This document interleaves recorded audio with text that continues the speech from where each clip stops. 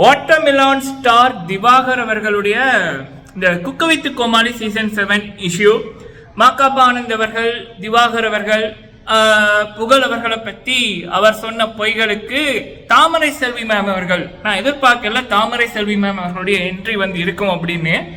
அப்ப அவங்க பல உண்மைகளை போட்டு உடைச்சிருந்தாங்க. கண்டிப்பா இது திவாகர் போன்ற நபர்களுக்கு ஒரு பயங்கரமான ஒரு செருப்படி. ஸோ அப்போ அது கண்டிப்பாக நம்ம பேசணும். தாமரை செல்வி அவர்கள் 2 பேரோட பித்தலாட்டங்களை போட்டு உடைச்சிருக்காங்க. அதில் ஒன்று திவாகர், டாக்டர் திவாகர். இன்னொன்று பார்த்தீங்கன்னா இந்த ஆதி அப்படின்னு ஒருத்தன் இருக்கான்ல, ஸ்வேதா மேம் அவர்கள், சீரியல் ஆக்ட்ரஸ், சின்ன மருமகளா, அந்த சீரியலில் ஹீரோயினாக நடிக்கிறாங்க. அந்த சீரியல் நான் பார்க்குறேன்ல, அதனால் எனக்கு அந்த சீரியலை பற்றி தெரியாது. ஸோ அப்போ அதில் நடிக்கிற ஸ்வேதா அவர்களுடைய கணவர் ஆதி அப்படின்ற ஒருத்தருடைய கேவலமான முகம். அந்த ஆதியால் சுபாஷினி அப்படின்ற ஒரு இலங்கை பெண் அவங்க எடுத்த ஒரு முடிவு. இதை தாமரை செல்வி அவர்களும் சொல்லியிருக்காங்க, ஸ்வேதா அவர்களும் சொல்லியிருக்காங்க. ஆனால் இதை பற்றி பல பேர் பேசல. சரி, அப்போ அது என்ன விடயம் அப்படி என்பது. அடுத்தது கானா வினோத் அவர்கள் திவாகர் போன்ற நபர்களுக்கு, இந்த திவாகரோட விடயத்தை சப்போர்ட் பண்ற நபர்களுக்கு கானா வினோத் அவர்களும் பாக்கியா மேம் அவர்களும் கொடுத்த இன்னொரு தரமான பதிலடி. இந்த விடயங்கள் இந்த காணொலியில் பார்க்கலாம். ஸோ நீங்கள் போடுற லைக்கு பல பேருக்கு இந்த வீடியோவை கொண்டு போய் சேர்க்க உதவும். முடிந்தால் லைக் பண்ணுங்க, ஷேர் பண்ணுங்க. உங்களுடைய கேள்விகள் கருத்துக்கள் இருந்துச்சுன்னா கேளுங்க, சொல்லுங்க. ஓகே, ஃபர்ஸ்ட் தாமரை செல்வி மேம் அவர்கள். ஸோ தாமரை அவர்கள் மனசார பேசுகிற ஒரு நபர், அந்த பை என்றது இல்லை. சரியா? அப்போ ஒருத்தங்க பேசைக்குள்ளேயே அவங்க நடிக்கிறாங்களா இல்லை பொய்யா இருக்காங்களா அப்படி என்பது தெரியும். ஸோ அப்போ அதில் நேற்று அவங்களுடைய ஒரு வீடியோன்னு இந்த திவாகரோட பித்தலாட்டத்தை அவங்க கிழித்தறிஞ்சிருந்தாங்க. அதில் முக்கியமாக அவங்க மாக்காப்பா ஆனந்த் அவர்களை பற்றி சொல்லியிருப்பாங்க. இந்த திவாகர் மாக்காப்பா ஆனந்தை இரும்பு அதால் அடிச்சாரு, குடிச்சு போட்டு வருவார், அதனால தான் கண்ணாடி போடுறாரு அப்படின்றதுல சொல்லியிருப்பாரு. ஸோ 18 வருடம் மாக்காப்பா ஆனந்த் அவர்கள் இந்த இண்டஸ்ட்ரியில் 18 வருடம் இருக்காங்க. அந்த 18 வருடத்தில் இவர் மீது எந்த விதமான கம்ப்ளைண்ட்டும் வந்ததில்லை. திவாகர் தான் ஃபர்ஸ்ட் நபர் இப்படி ஒரு விடயத்தை சொன்னது. இந்த 18 வருடத்தில் திவாகரை விட, அதாவது எப்படி சொல்லலாம், திவாகரை விட அந்த ஒரு புகழ் கம்மியான நபர்கள், அதாவது ஃபேமஸ் இல்லாத எவ்வளவோ பேர் மாக்காபா ஆனந்த் அவர்களுடைய நிகழ்ச்சியில் பார்த்துருக்காரு.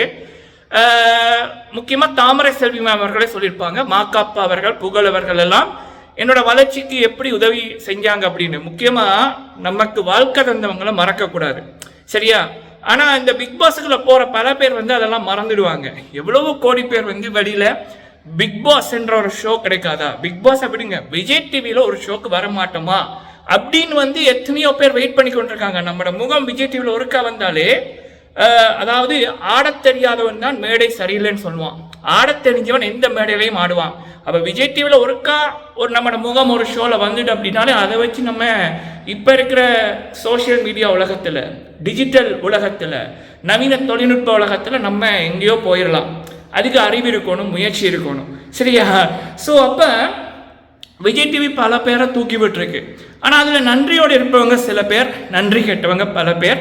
So but Thamarai Selvi ma'am அவர்கள் அந்த சொல்லுவாங்கல்ல, தூக்கி விட்டவங்களை எப்பயுமே மறக்காத நபர் தான் தாமரை அவர்கள். இவங்க பல பேரை தூக்கி விட்டுருக்காங்க நல்லா வந்ததுக்கு அப்புறம், அது வேற.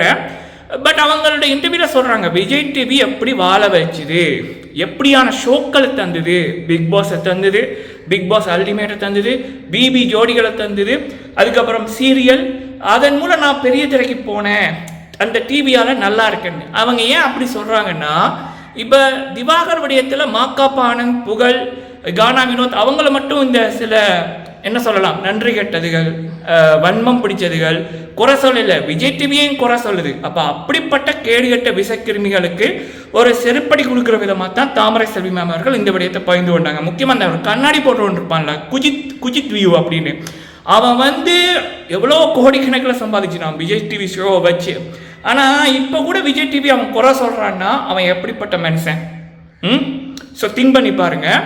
ஸோ அப்படி நிறைய பேர் இருக்கானுங்க. இந்த டைமில் விஜய் டிவியை பற்றி அந்த நன்றி கெட்டதுகள் பல பேர் குறை சொன்னதுக்கு தாமரை அவர்கள் அந்த பல உண்மைகளை போட்டு வச்சாங்க. அது மட்டும் இல்லாமல் புகழ் அவர்கள் எப்படி நான் ஃபர்ஸ்ட் டைம் வந்து ஷோக்கு போக ஹேண்டில் பண்ணாங்க, மாக்காப் அவர்கள் எப்படிப்பட்டவங்க, ஒரு நாளைக்கு 18 மணித்தாலும் அந்த மனிதர் உழைக்கிறாரு, 18 வருஷம் இந்த இண்டஸ்ட்ரியில் இருக்கார் அப்படின்னு திவாகரோட பொய்யை வந்து அப்படியே கிழிச்செறிஞ்சிட்டாங்க. சரிங்களா?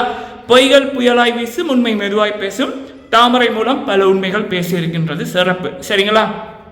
இது ஒன்று. தாமரை செல்வி போன்ற மனிதர்கள், அதாவது அந்த ஒரு மனிதர் செய்த உதவியை மறக்காத நபர்கள், நம்ம நல்லா வந்ததுக்கு அப்புறமும் மறக்காத நபர்கள் சில பேர் தான்.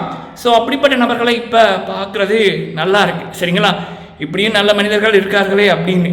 ஓகே, இது ஒரு விடயம். அடுத்தது வந்து தாமரை அவர்கள் மூலம் இன்னொரு விடயம் வெளியில் வந்தது என்ன அப்படின்னா, இந்த ஆதி அப்படின்றவன், ஸ்வேதா மேம் அவர்களுடைய கணவர் அப்படின்ற இந்த ஆதி என்றவன் simple the face telling the whole ஸ்டோரின்னுவாங்க. ஒருத்தவங்க மூஞ்சியை வந்து அவன் போய் சொல்கிறானா இல்லை உண்மை சொல்கிறானான்றதை காமிக்கும். ஆதியோட மூஞ்சியை பார்த்தாலே பித்தலாட்டம் தான், கேவலமான பித்தலாட்டம் சொல்கிற அந்த மூஞ்சியை தான். அந்த கண்ணை வந்து பார்த்தீங்கன்னா தெரியும் எவ்வளோ போய் சொல்கிறான் அப்படின்னு. இதை வந்து தாமரை செல்வி மேம் அவர்கள் சொல்லியிருப்பாங்க, அவன் கூட வாழ்ந்த ஸ்வேதா அவர்கள் சொல்லியிருப்பாங்க எப்படி இவன் வாழ்க்கையை அழிச்சான் அப்படின்னு. ஸ்வேதா அவர்களோட வாழ்க்கை மட்டுமில்லை, பல பெண்களோட வாழ்க்கையை அவன் அழிச்சிருக்கான், காசை பறிச்சிருக்கான். அப்போ அதில் ஒருத்தங்க தான் சுபாஷினி அவர்கள் அப்படின்ற ரீதியில் பல விடயங்கள் வெளியில் வருது. ஏன் அப்படின்னா தாமரை செல்வி அவர்கள் சொல்லியிருப்பாங்க, ஆதியால் பல பெண்கள் பாதிக்கப்பட்டாங்க, அதில் இலங்கையை சேர்ந்த ஒரு பெண்ணுமே இருக்காங்க அப்படின்னு. இதே தான் ஸ்வேதா அவர்கள் சொல்லியிருப்பாங்க, உன்னால் ஒரு பொண்ணோட வாழ்க்கை உயிரே போயிட்டேடா அப்படின்னு. அப்போ ரீசெண்டாக ஒரு விடயம் பண்ணது யார் அப்படின்னா நம்ம சுபாஷினி அவர்கள். அப்போ அதுக்கு காரணம் இந்த ஆதியா அப்படின்னு பல பேர் இப்போ கேள்வி எழுப்புறாங்க. கண்டிப்பாக எப்படியோ இந்த ஆதி என்றவன் கேடுகட்டவன், கண்டிப்பாக அவன் செய்த பாவங்களுக்கு காலம் பதில் சொல்லும். ஓகே, அடுத்தது வந்து கானா வினோத் அவர்கள். ஸோ கானா வினோத் அவர்கள் அவர் மீது வைச்ச பொய்களுக்கு, இந்த திவாகர் சொன்ன பொய்களுக்கு அவரும் அவரோட மனைவியும் வந்து குக் வித் கோமாளி ஷோவில் இப்போவுமே அவார்ட் வின் பண்ணியிருக்காங்க. அதாவது கூடிய அந்த ஒரு போட்டி வைக்கப்பட்டது, யாரே குறிப்பிட்ட நேரத்துக்குள்ளே எல்லாம் எடுக்கிறாங்க, கரெக்டாக எடுக்கிறாங்க அப்படின்னு. அதில் இந்த வாரமும் கானா வினோத் அவர்களுக்கு தொடர்ச்சியாக அவர் தான் வின் பண்ணியிருக்காரு. ஸோ எனக்கு தெரிஞ்சு பிக் பாஸில் விட்டதை இதில் இவர் பிடிச்சிருவார் அப்படின்னு தோணுது, பிடிச்சா நல்லா இருக்கும். ஸோ கானா வினோத் அவருடைய பதிலை வாயால் சொல்லாமல் செயலால் சொல்வது சிறப்பாக இருக்குது. சரிங்களா? ஸோ இது வந்து குக் வித் கோமாளி சீசன் 7ஓட டுடே எபிசோட், அதாவது நேற்று நடந்த எபிசோட், சனிக்கிழமை எபிசோட் தொடர்பான ரீசன்ட் அப்டேட். ஸோ நீங்கள் உங்கள் கருத்துக்களை சொல்லுங்கள். தாமரை செல்வி மேம் அவர்களுடைய ரீசன்ட் இன்டர்வியூ யார் பார்க்கலையோ போய் பாருங்கள், பல பேருக்கு ஷேர் பண்ணுங்கள். முக்கியமாக இந்த ஆதி என்றவனோட கேவலமான முகத்திரையும் முடிந்தவரையும் நீங்களும் கிழித்தறியுங்கள். சரிங்களா? நன்றி.